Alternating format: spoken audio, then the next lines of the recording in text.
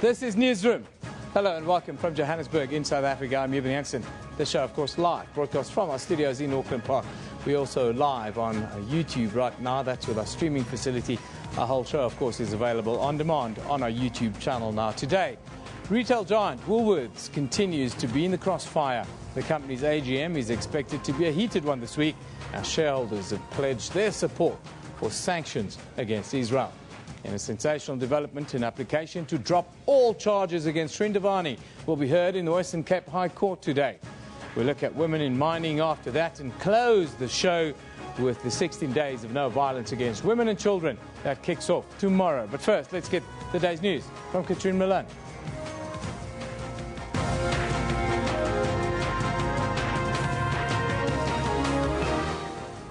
Well, hello and welcome to Newsroom. I'm Katrine Milan, and let's take a look at those headline stories this morning. Arguments in an application to drop charges against British businessman Srindavani will be heard in the Western Cape High Court in Cape Town today. Defence lawyers filed papers in the High Court last Wednesday for the application to have all 5 charges dropped against Davani. He faces charges of murder, kidnapping, robbery with aggravating circumstances, conspiracy and obstructing the administration of justice. The NPA filed its responding papers on Friday, maintaining it has a strong case against the accused. Davani allegedly arranged a hit on his wife Annie in Cape Town while the couple were on honeymoon in November 2010. The Post Office has threatened to dismiss workers who don't return to work by today. The new boss, Samuel Lushaba, has been tasked with saving the ailing parastatal and has urged all those still on strike to return to work to avoid possible dismissal. The Post Office reached an agreement on a salary increase with 2 unions on Friday. They agreed to a 6.5% wage increase. The Communications Workers Union, which represents 39% of the workforce, is holding out for a 7.5% hike. Eskom says the system is expected to be tight in the early part of this week, and it cannot rule out the possibility of load shedding beyond tomorrow. However, the power utility has declared an emergency for industrial customers. Yesterday, many parts of the country were without power. On Friday, Eskom started scheduled load shedding across the country following technical problems at its power stations. Kenyan security forces say they have shot and killed more than 100 al-Shabaab militants hours after an attack on 28 people on a bus in Mandera. Deputy President William Ruto says the army pursued the attackers and killed them inside Somalia. He says the attackers separated the bus passengers and killed all non-Muslims. Then staying in Kenya, African healthcare professionals meet in Nairobi today for a 3-day conference. It will focus on exchange of scientific results and debates on strategic ideas and application of knowledge to inform healthcare financing, human resources for health communities and community system strengthening. The conference comes at a time when West Africa continues to battle the deadly Ebola outbreak. We don't have adequate numbers, and even the few that we have are not ably equipped, nor are they ably trained to be able to combat any issues that come up.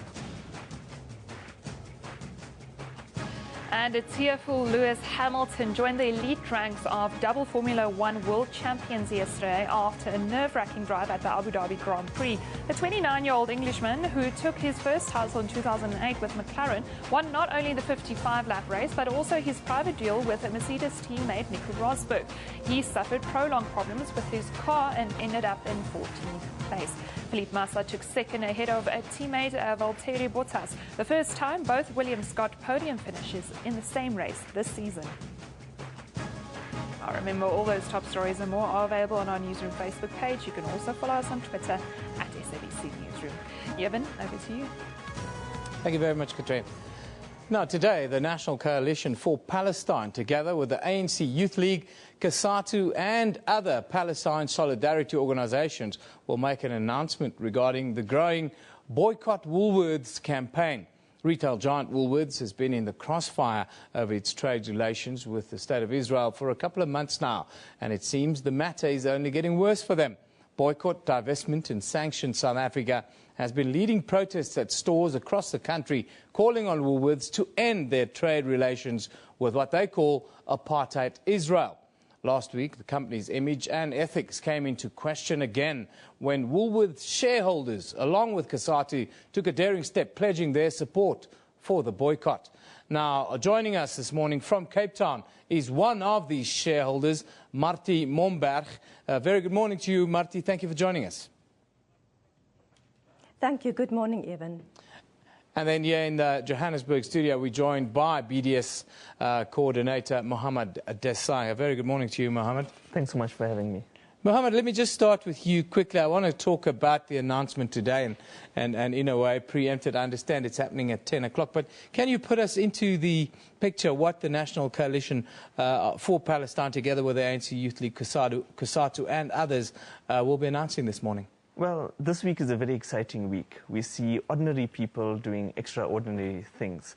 Some of the announcements that will be made today is by the various organizations pledging their support to the Boycott Woolworths campaign in the face of this corporation, Woolworths, taking one organization, BDS South Africa, to court. The organizations are going to be announcing that they share the view that this is a form of corporate bullying and intimidation. However, another exciting development that will be revealed today is a report that has been conducted by an independent researcher to look into the impact of the Boycott Woolworths campaign. And the research that comes out of this report is very positive for us, because the report, for example, mentions that on Twitter, for example, this campaign has reached 37.5 million people. It also documents the fact that of a survey of 3,000 people, a small sample of our supporters, those supporters make up 7 million rands a month worth of Woolworths consumers. So the campaign has so far had an impact, a very conservative estimate of 31 million rands worth of consumers that could have been at Woolworths stores. Now, today we're also dealing with what we call shareholder activism. We saw last week there was a briefing, you showing your support to shareholders like Martie Momberg and them that are concerned shareholders, as they should be. Just tell us quickly what exactly is BDS's stance and what was said at this briefing last week. Well, various shareholders of Woolworths have been approaching BDS South Africa and our partner organizations, making it known that they are uncomfortable with their investments in a company which they thought was an ethical corporation. They've been making this known, their grievances to BDS South Africa, and they've now decided, after being ignored by the corporation, to join the Boycott Woolworths campaign and to use their financial leverage in the company to persuade the corporation to move away from its trade relationship with Israel. Martie, if I can come to you in Cape Town, and if you can just join the conversation. We've had lots of issues, frogs in salads, but that seems to be a world away for you as a shareholder. You must be a little bit concerned, and just give us your position as the shareholders sitting on the outside with regards to what's happening this week, but also the overall campaign. Eben, yes, as a shareholder, I'm very concerned about my investment in Woolworths. One of the reasons why I invested in Woolworths is because it is known for quality and for dedication and going the extra mile, not only for consumers but on every level of their business. So the shocking part now is to discover that Woolworths is not as ethical as they pretend to be, that it's actually, perhaps a PR campaign or a marketing tool, but it's not embedded into their corporate identity. Because what I have experienced over the last few weeks, months actually, since we started with the boycott, is that I, as a consumer, when I want to engage with Woolworths, I ask them to stop sending me advertisements via email. They refuse to do so. They do not want to give me a chance to explain why I asked that from them. And then as a shareholder, through my stockbroker, I have asked several times information on how the boycott actually affects sales in Woolworths, because I feel that as a shareholder, and I've invested a significant amount of my life savings in Woolworths, I would like to know that. But the only answer that we got is that this is a Muslim-driven, Western-based boycott, which it is not at all, because Christians, non-Zionist Jews, Muslims, people of no faith, people from across the country participate in this boycott. And moreover, it is part of an international campaign. You would probably know that BDS was also used to end apartheid in South Africa. Yeah. So now this is part of a global call. So Martie, tell us, this week when you go to the AGM, as it were, with the company, what's going to be the message that you as a shareholder is going to be giving them? Well, I will talk about the fact that they say that they're an ethical company. They do that in their products. It's really quality products that you buy at Woolworths. But a corporate identity and being an ethical company means it needs to be embedded on every level, and that is also in your relationships with consumers and with shareholders, and especially in the way that you acquire the things that you put up for sale. So you see, Woolworths argues that they are not a political organization and that they are well within the South African law and that they don't need to do anything extra. But we argue that ethics starts where the law ends. So if they are really an ethical company, then they cannot have trade relations with Israel. So our message is very clear. Stop trading with Israel. It is not about the number of products on their shelves from Israel. It's about having trade relations with a country which is well known for its systemic, institutionalized oppression of the Palestinians.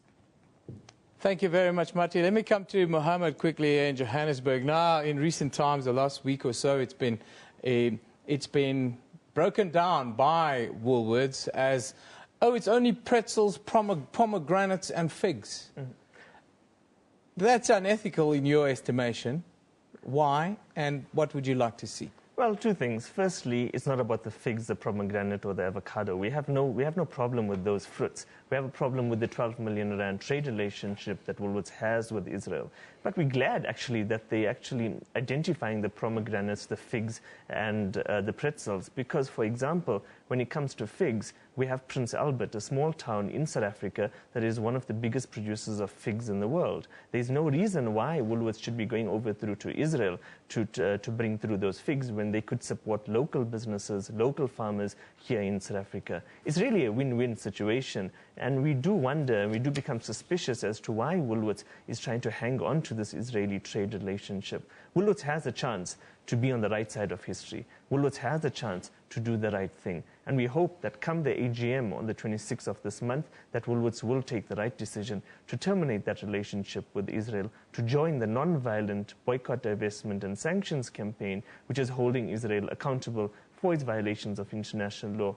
And in fact, it's in the DNA of Woolworths to support the boycott, because the founder of Woolworths, Max Sonnenberg, he actually supported a boycott of Nazi Germany during World War II. And so it's really in the ethical makeup of Woolworths. We're not sure why the management is refusing to heed both the DNA of the company as well as a growing support for the boycott.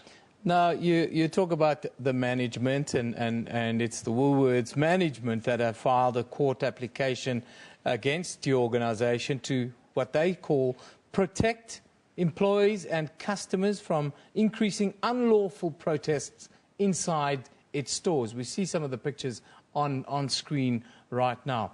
This is a matter that will go to court tomorrow. Is that right? Indeed. And we're going to fight it. The protest actions have always been non-violent. They've always been peaceful. And they've been dancing and flash mobs. Really, if Woolworths has a problem with dancing and flash mobs, then they can take us to court and we'll defend our right to freedom of expression. I think what Woolworths fails to understand is that it was activists, it was campaigners, it was people like me, myself, buying a share in Woolworths that during the 1980s used these tactics to approach corporations that supported apartheid South Africa, that traded with apartheid South Africa. It was these interactions that contributed towards our liberation today, and in fact to Woolworths' ability to practice as a business today. Woolworths is present on the African continent. Woolworths is buying up companies in Australia. And this is because of the democratic dispensation that we have due to international solidarity that led to our liberation. Martie, if I can get some final remarks from you in Cape Town ahead of the meeting, ahead of the court application. The shareholders, you guys must have had discussions amongst each other. How do you view the next week? It is a very, very important week, not only for the boycott, but for what we as South Africans stand for. And we want Woolworths to be the first retail company to be, as Mohammed has said, be on the right side of history. Be brave. Have the moral courage to really be an ethical company. Let us be proud South Africans. Martie, thank you for joining us. That is Martie Momberg, who is a concerned shareholder in Woolworths. She'll be going there, she'll be going to the AGM this week and telling them that they should not be trading with Israel anymore. Want to come back to you, Mohammed. You yourself now are an investor in Woolworths. I understand that within the last week or so, you guys have acquired BDS, have acquired some shares, which means that you'll be allowed to go to this AGM. Are you going to protest within the meeting forum, or are you going there to state your case? No, we are a very responsible organization, and so many of us have bought these single shares, and we're going to ask simple questions. Why hasn't Woolworths met with the campaigners for the last 4 months? What is the reason for transporting figs all the way from Israel when they are locally produced here in South Africa? So these are the kind of important and pertinent questions that we're going to be asking, both in the interest of Woolworths as a company, but also in the interest of its bottom line, because we do know for a fact that Woolworths is being affected quite substantially by people withdrawing their consumer support from the company. And really, at the end, it is the ordinary people out there on the streets that are taking the decision to boycott Woolworths, to refuse to engage with a company that arrogantly is defending Israel like this. And it is those people that we must commend at the end of the day. So we'll be inside the AGM. We may get the spotlight, but it's really the ordinary person on the street that's making this campaign extraordinary. This campaign, Woolworths against Woolworths, Woolworths have by default or by their response to them have become the poster child company in a way for doing business with Israel. Is that accurate? And then do you see you guys going and targeting other businesses on the back of this campaign? Yes, I mean, we use the approach of the anti-apartheid movement. So we choose our battles, we win them, we move from goal to goal, from victory to victory. It was a strategy used during the 1980s. The anti-apartheid movement went after Barclays Bank, went after Polaroid. It won those campaigns, and then it went over to other corporations. But I think what the winning formula is that when Barclays Bank withdrew from South Africa, when Shell terminated certain relations from apartheid South Africa, this sent a very clear message to other corporations. Likewise, when Woolworths terminates its relationship, it's going to send a very clear message to other South African retailers that to trade with Israel has a price, that to trade with Israel has consequences. Mohammed Desai, thank you for joining us today. That's the spokesperson for Boycott, Divest, Sanctions. That's the campaign being run against Israel here in South Africa. Thank you once again, Mohammed, for joining us today. Thanks so much. Well, let's have a look quickly at your tweets. At SABC Newsroom is where we love you to send it to us. Fatima Musa says, SABC Newsroom will continue to boycott Woolworths until it stops stocking apartheid Israeli goods, says Fatima Musa. Hussein Adam says the case for boycott Woolworths is reaffirmed after Israel passed racist nation-state of Jewish people laws yesterday. Ntlantla Mtize says, at SABC, Woolworths, boycott Woolworths, and Shells join hands in a stop buying dirty, bloody Israel food campaign, says Ntlantla. And then YCL, that's the Young Communist League South Africa, at SABC Newsroom. Woolworths is behaving arrogantly by refusing. I've just missed it. We've all missed it, unfortunately. But thank you. There we go. To meet with concerned activists and consumers. We've just dealt with it at length here. Of course, there is an AGM this week, and it might set the tone for how South Africans deal with the issue around conflict in Israel. Let's now take a look at the front pages from around the globe. If we start in the United States, the Daily News reports the ex-NBC employee Frank Scotty has claimed he stood guard when Bill Cosby paid off women and invited young models to his dressing rooms. This, as more than 10 women now have come forward and allege as a matter of public record that Bill Cosby sexually assaulted or raped them. We stay in the United States. The Financial Times is looking at yesterday's celebrations in Abu Dhabi after Lewis Hamilton clinched his second Drivers' World Championship. Across the pond in Europe, the Times is also looking at Lewis's comfortable victory in the season-ending Abu Dhabi Grand Prix. And there you see him celebrating with his girlfriend, singer Nicole Scherzinger. Now, before we go to an ad break, let's just have a look at what's happening across the country on this Monday. Today in Pretoria, the capital, the Seriti Commission of Inquiry into the arms deal continues at the Sammy Marks Conference Centre. And then a little bit later today, South Africa will release statistics of the liquidations and insolvencies for October. Then, in Durban's Chatsworth Magistrates Court, Rajan Kandasamy will appear in connection with the death of his wife and 2 teenage children. Very worrying indeed. That is some of the issues on the table around the country today. You're watching Newsroom. We'll be back with you shortly.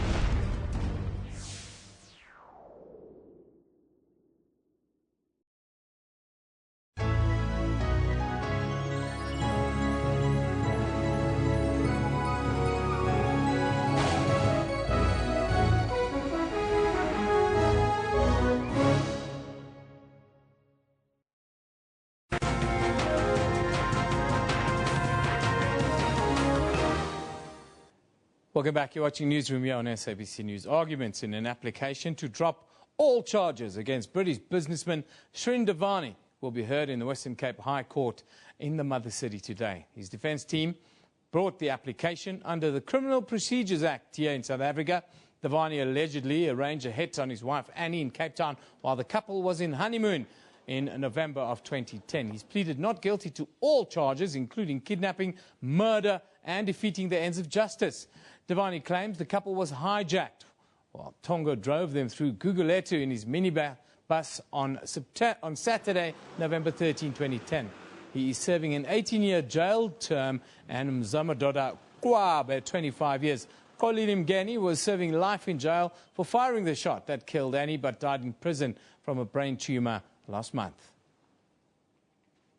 Now, our reporter Vanessa Puna has been covering this story at length. She's on standby in our studio in Cape Town with legal expert Milton de la Harp to talk about the implication of the Section 174 of the Criminal Procedures Act, which the defence used to get charges or are hoping to get charges against Davani dropped. Very good morning to you, Vanessa. I understand you have a guest, but just set the scene for us quickly. Ibanez, good morning to you. I just came back from the Western Cape High Court, where since early this morning, a large media contingent has descended outside the Western Cape High Court. I think the sense for many is that today could be the day that decides the fate of the British millionaire Shrien Divani. He could very well be on his way home should Judge Jeanette Traverso decide and rule in the defence's favour in this 174 application. If not, the trial could then continue. And, the defence has a number of options. But I have a guest with me, a defence attorney, Milton de la Harp, who will talk me through exactly what the defence can opt to do once this application is heard and once the judge makes a ruling in this matter. So, Milton, good morning to you once again. Thank you for joining us. So we know that the defence has called, or rather handed in an application under Section 174 of the Criminal Procedures Act. Just to refresh our memories, what exactly does this application mean? What does it ask the court to do? What this application means is, at the end of the state's case, if there's no evidence against the accused, a court can make a finding of not guilty at this stage. At this stage, will the credibility of a state witness, for example, we know that Zola Tongo, the taxi driver, he was the one that implicated Shrien Divani in this alleged murder plot. Does his credibility at all come under question when the judge makes a ruling in this application? Now, credibility of a witness in an application for discharge plays a limited role. The court will only make a finding based upon the credibility and make a finding of not guilty if the evidence of a witness is of such poor quality that no reasonable person can accept it. Then, yes, his credibility will play a role. As I said, normally credibility of a witness plays a limited role. Now, in this matter, we know that there are evidence against Mr. Divani, but it's now for the court to decide if this evidence is of such poor quality that no reasonable person can accept it. Milton, we've seen, and we'll talk about the options the defence has a little later on, but we've seen the state, as well as the police investigation, come under heavy criticism from various legal quarters over this past while, since the trial commenced on the 6th of October. We've also heard the judge asking the state, for example, why they were scurrying around for witnesses. It's been a lengthy extradition process. Millions of rands were spent to secure Mr. Divani's extradition to South Africa. In terms of this criticism of the state's case against him, they've won the extradition battle, but then we come to court and it seems now that it's neither here nor there. Just your opinion on that? Now, in the extradition matter, they had to show that there was a prima facie case against the accused. Now, in this matter, yes, they had to proceed with this matter because there was a case against Mr. Divani. I think the state was sidestepped with the judge making a finding that his sexuality is not going to play a role in this matter. It was as if the state used that as a trump card. The evidence against Mr. Divani is of a circumstantial nature, and then also certain issues regarding his sexuality, and then it was the evidence of an accomplice. Now, they had to proceed. It wasn't as if, based upon the evidence that they had, that they couldn't go on with this matter. That would have shown the South African law or legal system in a bad light. Now, the problem is, in this matter, they had a poor case. The evidence was based on a single witness that was an accomplice, and now is a convicted person. Now, we know that the defence has a number of options available to them once the judge makes a ruling in this matter. Do you expect this ruling to happen today, though? Do you think she'll take a few days to ponder? Yes, she can make the ruling today, but I think she's going to postpone for a few days and then make a ruling. And then what options do the defence have once she's made that ruling, either which way? Well, if she makes a ruling in the defence's favour, it will be a verdict of not guilty, and that will be the end of this matter. If she makes a finding that she's not going to finalise this matter now, then the defence will have the option either to testify or to call witnesses on Mr. Divani's behalf, or they can close their case. When they close their case, then there are other factors that for the judge to consider. Then the credibility of the witness, especially of the single witness of Songa, then that will play a huge role. And then the judge will have to make a finding to say if or did the state prove its case beyond reasonable doubt. And I'm of the opinion no. Milton, does this case or this trial in its entirety, is it an indictment of South Africa's criminal justice system? When you hear lay people speak, they draw parallels between this case and the one of Oscar Pistorius. If we can just wrap up and just, in terms of the two cases, is there credibility in terms of the South African criminal justice system? No, we've got a good criminal justice system. I think the criticism in the Oscar Pistorius matter was unfounded. I think the state presented a good case. In this matter, the state didn't have a good case to start with. I don't think it's an indictment on the criminal justice system. So just very quickly, either which way, whatever the finding is today and in the days going forward, it would then still bode well for South Africa's justice system then? We've got a good justice system. Thank you very much. Eben, that was Milton de la Harpe, a defence attorney and legal expert, just talking to us about what's expected when court proceedings get underway at 10 o'clock in the Western Cape High Court in the trial of Shrindavani. Thank you very much, Vanessa. Vanessa will be back at the High Court there shortly in all our news snippets and updates a little bit later. She will keep us informed as to what is happening at the High Court. Could be a sensational day. What are your views if Shrindavani walks away scot-free for the murder of his honeymoon bride, Annie, back in November of 2010 at SABC Newsroom? That's where we want you to tell us what do you think. And what do you think? How is our justice system, how would our justice system be viewed if that is the case? Milton de la Harpe says we've got a great justice system. I want to know what you think. But let's have a look at some of your comments right now. This one is from Lily, who says, we have faith in the South African justice system and that justice will prevail. That one from Lily. Yes, we do have faith. Jacob says, Davani can become free by the end of Monday due to improper handling by the policeman. Some instances in this case. No hope in whatsoever way. Jacob, I'm going to send you a dictionary for Christmas. Lily, Annie's case made headline news again today. Please let the world remember this about a beautiful person who died. Not all about #Davani. I think Lily's talking about Shrin in this case. Ashmore Mokoro says, by the sound of thing, Davani might walk from murder charges against him. Yes, that is true, Ashmore.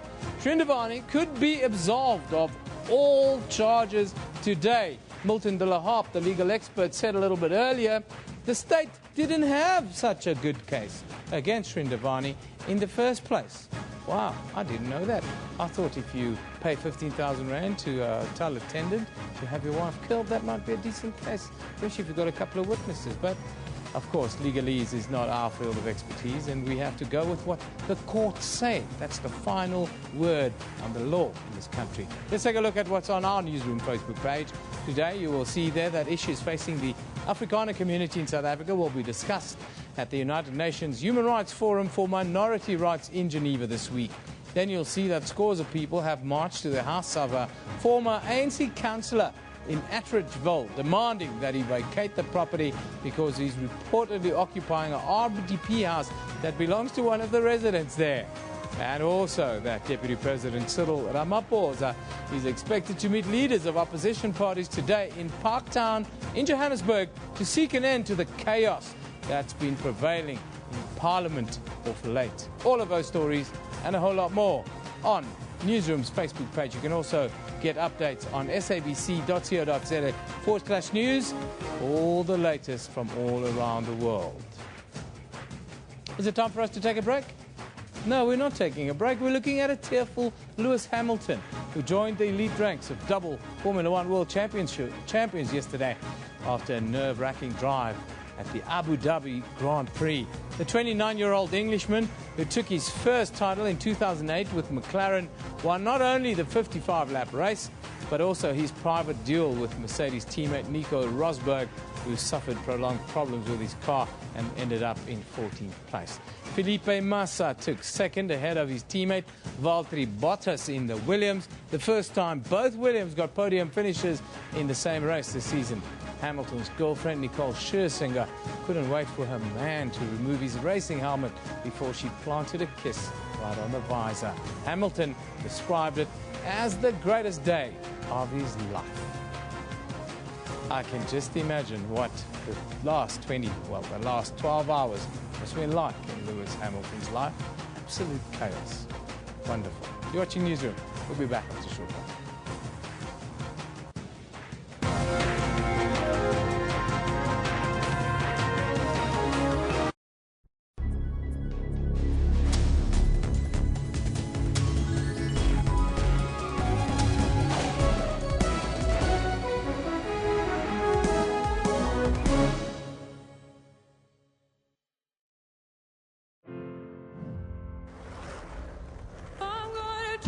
Slow motion playback on our new waterproof smartphone. Don't settle for good, demand great. The new Sony Xperia Z3 series. Demand great and get the waterproof Sony Xperia Z3 compact smartphone with a 4.6-inch display for only 449 Rand per month on a smart small contract this summer. Vodacom. Power to you.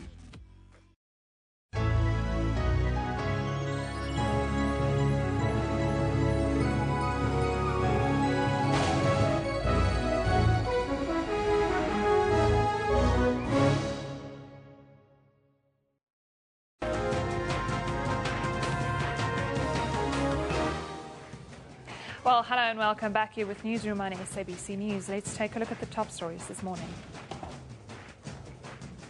Arguments in an application to drop charges against British businessman Srin Devani will be heard in the Western Cape High Court in Cape Town today. Defence lawyers filed papers in the High Court last Wednesday for the application to have all 5 charges dropped against Devani. He faces charges of murder, kidnapping, robbery with aggravating circumstances, conspiracy and obstructing the administration of justice. The NPA filed its responding papers on Friday, maintaining it has a strong case against the accused. Devani allegedly arranged a hit on his wife Annie in Cape Town while the couple were on honeymoon in November 2010. The Post Office has threatened to dismiss workers who don't return to work by today. The new boss is Simulu Shaba, who has been tasked with saving the ailing parastatal, has urged all those still on strike to return to work to avoid possible dismissal. The Post Office reached an agreement on a salary increase with 2 unions on Friday. They agreed to a 6.5% wage increase. The Communications Workers Union, which represents 39% of the workforce, is holding out for a 7.5% hike.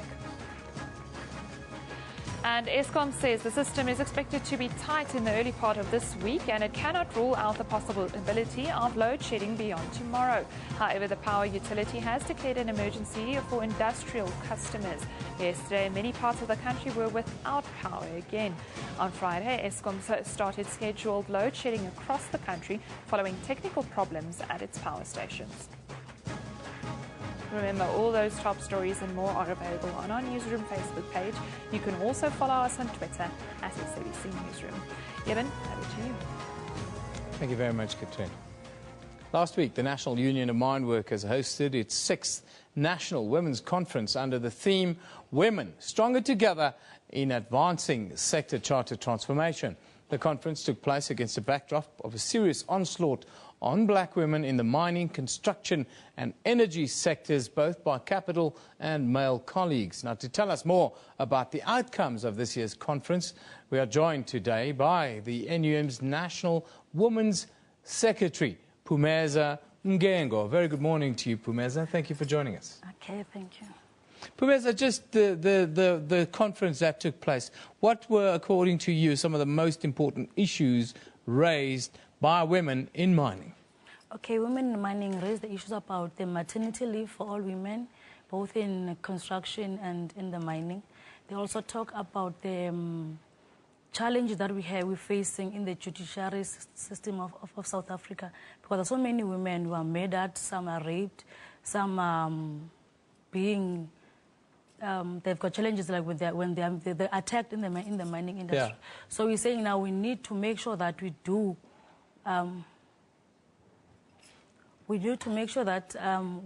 have some matches and show our dissatisfaction on the situation of the women, the gender-based violence, And we also talk on the issues of that the construction sector must have a centralized bargaining council whereby the building, the manufacturing industry will be included, because when they have these two different bargaining councils, you'll find out that this, the construction has better wages than in the manufacturing. So we're saying at least it must be centralized so that each and everyone have the same wages that are good for women.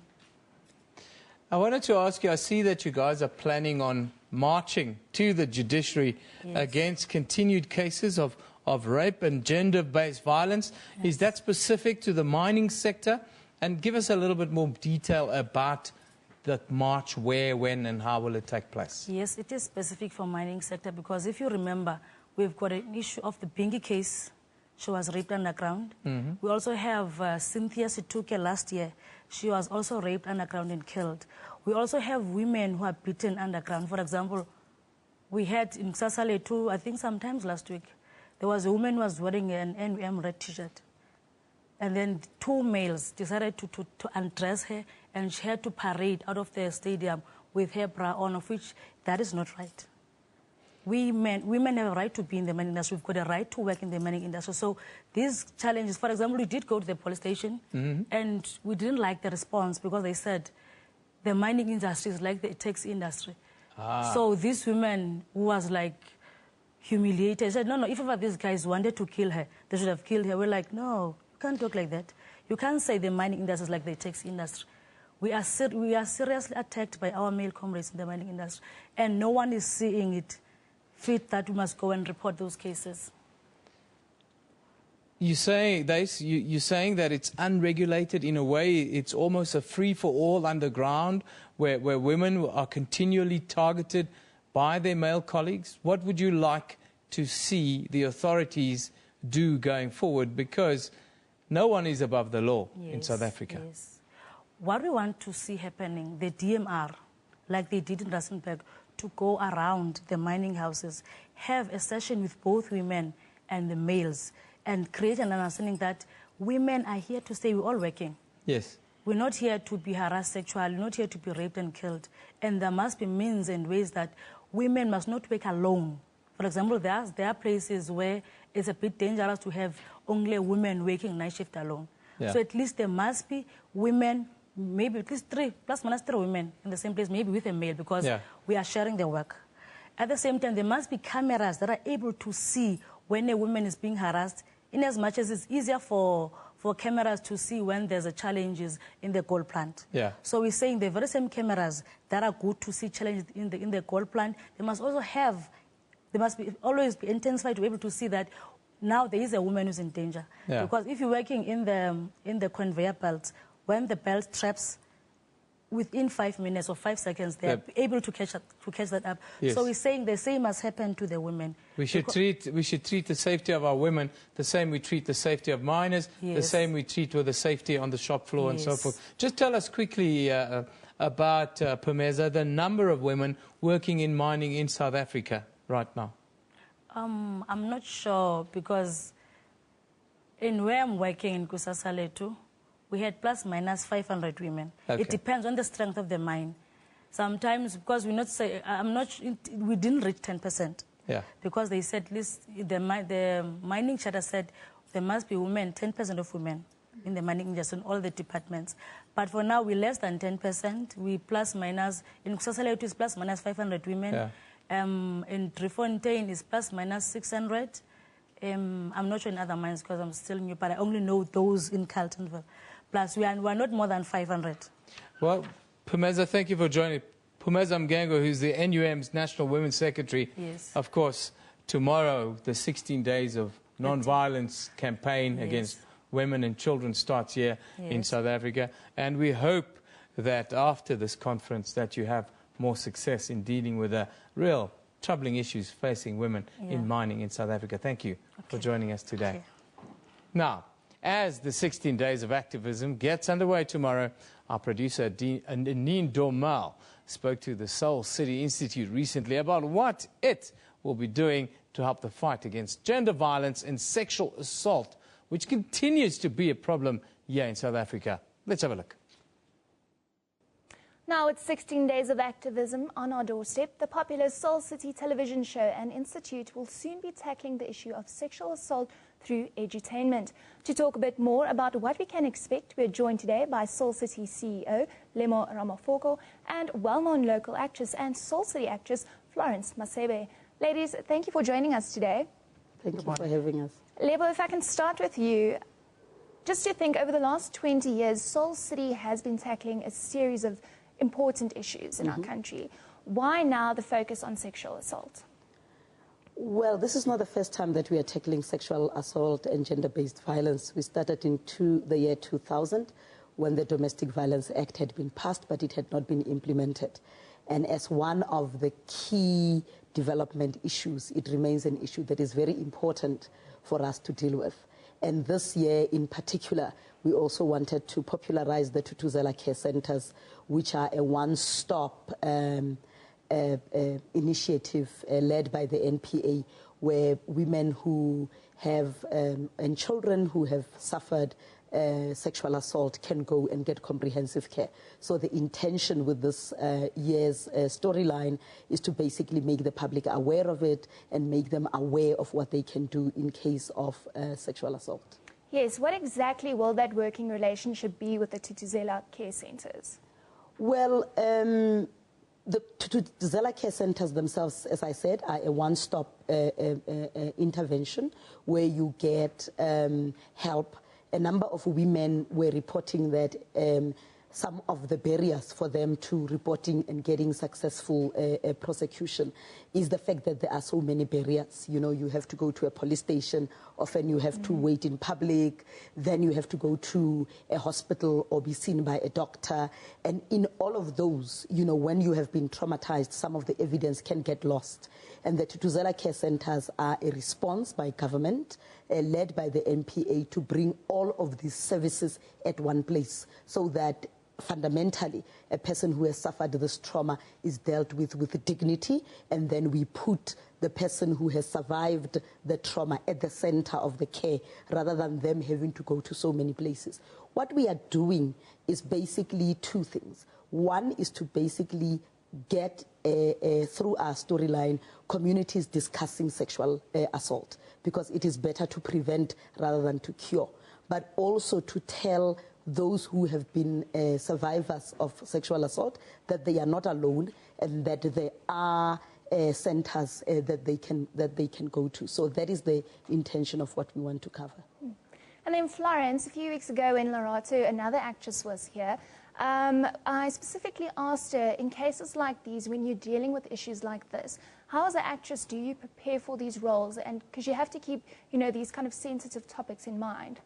When you prepare for a role like what I play on Soul City, you have to remember that it's a little bit more than just a role as an actor. The information that you are going to be disseminating is very, very specific and special. You can't ad-lib your way through very sensitive issues. You want to make sure that what you are saying with your script is exactly how things work in real life. And the homework is a little bit broader. And the Soul City Institute has people on set that we sort of, I call them my real-life sister nonis that I shadow, two very professional nurses who have handled a lot of the kind of things that I handle as a character in the script. So we always have them on call to say, okay, we're about to do this.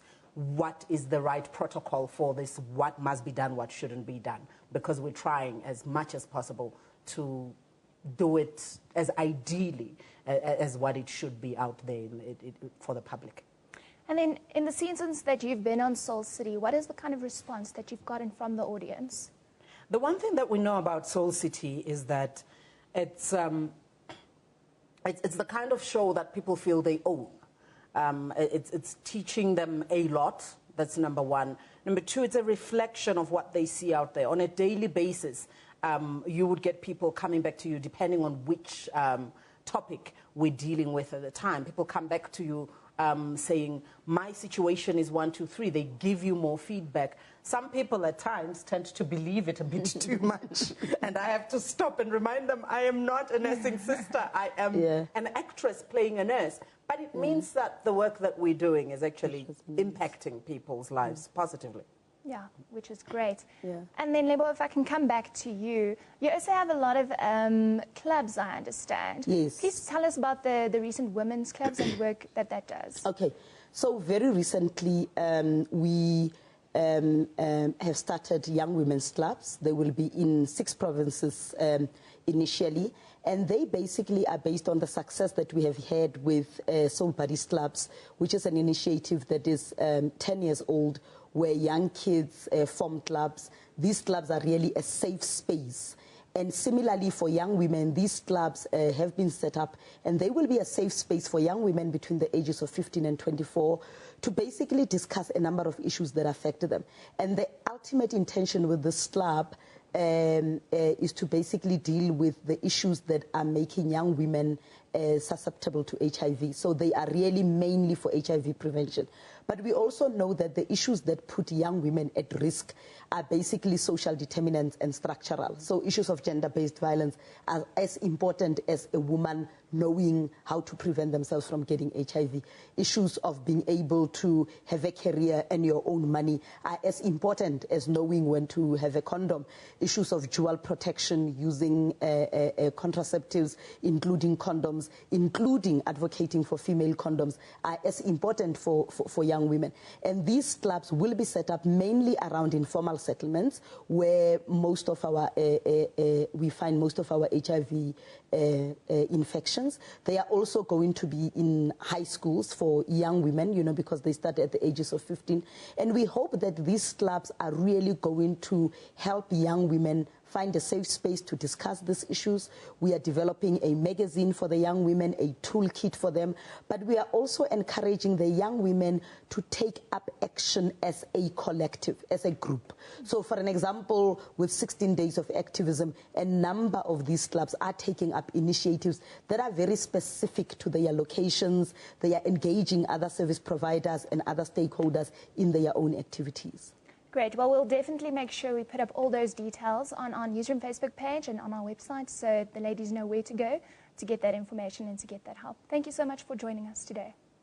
Thank you. Eben, back to you. Yeah, thank you very much, Anine. Before we go, we've been receiving a lot of tweets this morning during the show regarding the hashtag Boycott Woolworths campaign that we covered earlier with the BDS coordinator, Mohammed Desai. Just to recap today, the National Coalition for Palestine, together with the ANC Youth League, COSATU and other Palestine solidarity organizations, will be making an announcement regarding the grain campaign. This comment, SABC Newsroom, I'll have a huge shopping spree at Woolworths SA as soon as they stop trading with Israel. There's a little bit of humor on it. Of course, there is a meeting. Hussein Adam says, at SABC Newsroom, how can a democracy like SA have any relations with an abnormal apartheid Israel? Freedom, justice and equality. That one from Hussein Adam. And then Babushka says, SABC Newsroom campaign should be intensified now that Israel has passed an apartheid bill to classify Arabs as second-class citizens. That one from Babushka. Keep it coming. We love your interactions. We love your tweets here at SABC Newsroom. That's us. The show is broadcast live from our studios in Auckland Park, in Johannesburg, every weekday morning between 9 and 10 a.m. The show repeats at 2 in the afternoon with a total rebroadcast 5 a.m. the following morning. We're also live on YouTube right now with the whole show available all day on demand on our YouTube channel. This is SABC News.